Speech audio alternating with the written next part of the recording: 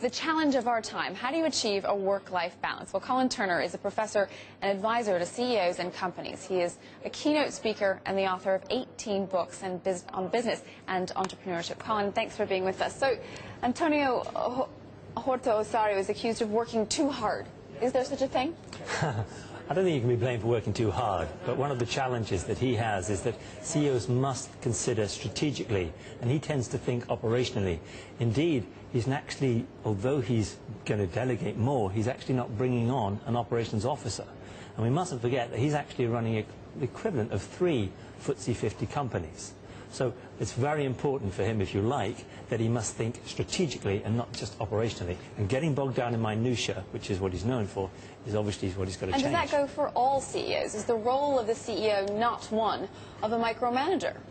Most definitely. I think when a CEO starts, they tend to be very commanding, very controlling. They want to look at everything. They want to keep their hands on. But the most important duty of a CEO is to grow value for the company. And that means looking at your executive team and putting them in place in such a way that you can trust them, trust their competency. Let's be honest, for the last 2 or 3 months that he's been off, somebody has been handling it. He did say there were things I just could not delegate. Well, clearly it has happened. People have gone ahead and done it. But he's coming back, and let's be honest, he's got a hell of a task ahead of him, because you can't just ease into the job with him. He is literally running, retailing, wholesaling. His wholesale banker that was going to come on isn't coming on board. His FD will be leaving in February. Another one will be joining in November. So the first thing he has to do is literally look at and revamp his executive team. Is it going to be possible for somebody that has always worked in this way to fundamentally change the way they're used to working? Now, I think that's the key question, because he is classic uber achiever, and I think he has to get out of his own way, if you know what I mean. And that means literally stepping back, looking at the whole big picture, looking about how the best way to grow value.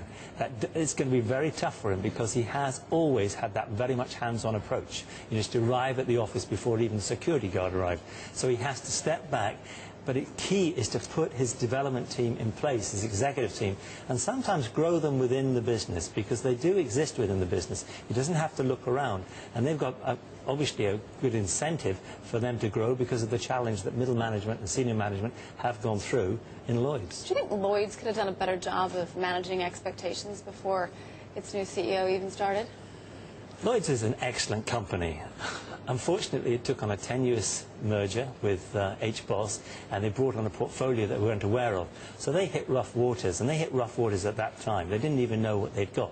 So really, they'd lost some of their initial culture, blended into that, and I think they've had to rethink themselves completely. Couple that with some of the worst downturn ever, it's a huge challenging task. To rely on one person and expect everything to change overnight is actually a bit over expectations. Let's talk about executive pay, because Cameron's coming out and promising to crack down on this. There was a high pay commission which was put together by a pressure group, and they actually found Lloyds, for example, had increased its CEO's pay by 3,000% since about 1980. It's now £2.5 million a year. That is actually 75 times, they say, greater than the average Lloyds employee. Now, Lloyds has disputed that, because they say that 2.5 is the total figure, with bonuses included. Is it a good idea? Is it going to work, cracking down on executive pay? There has to be incentivization, but at the same time, you've got to be remunerated commensurate with what you do. Now, I've never understood how if you make a company grow by $1 billion or something, yes, get remunerated. But if you make a company lose money, you shouldn't be remunerated. Now, the company CEO, his job is to make a profit. It's not to incur a loss. In the last couple of years, and Lloyds this year will be incurring a loss. Now, let's take, if you like, Horta-Osorio's bonus. If he doesn't take his bonus, he will be telling the market, he thinks, that, well, hang on, perhaps I haven't done the work. Well, if he takes a bonus, then give it back or something. I'm very strong on these things. You see, you've got to be remunerated for it. It's a huge responsible task, but you've got to be remunerated for commensurate with what you've actually got to grow. But £2.5 million in total for a bank that's doing as badly as Lloyds is a lot of money. Well, it is, particularly when it's owned by the taxpayer. And it's the taxpayer that's going to have to keep bailing it out.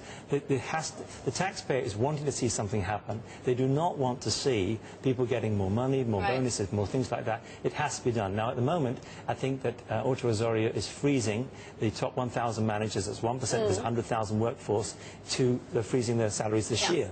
Well, clearly, you mustn't forget that a lot of these senior managers and executive managers have seen their life savings wiped out completely because of the crash in the shares anyway. In addition to that, they've now been told there's no remuneration commensurate with it. So they've got to move forward. However, something has to be done, and as Cameron said on Sunday, we have to seriously look at this and develop the right model sooner than later. All right, Colin Turner, an advisor to CEOs and businesses. Thank you very much for being with us today. It's a pleasure.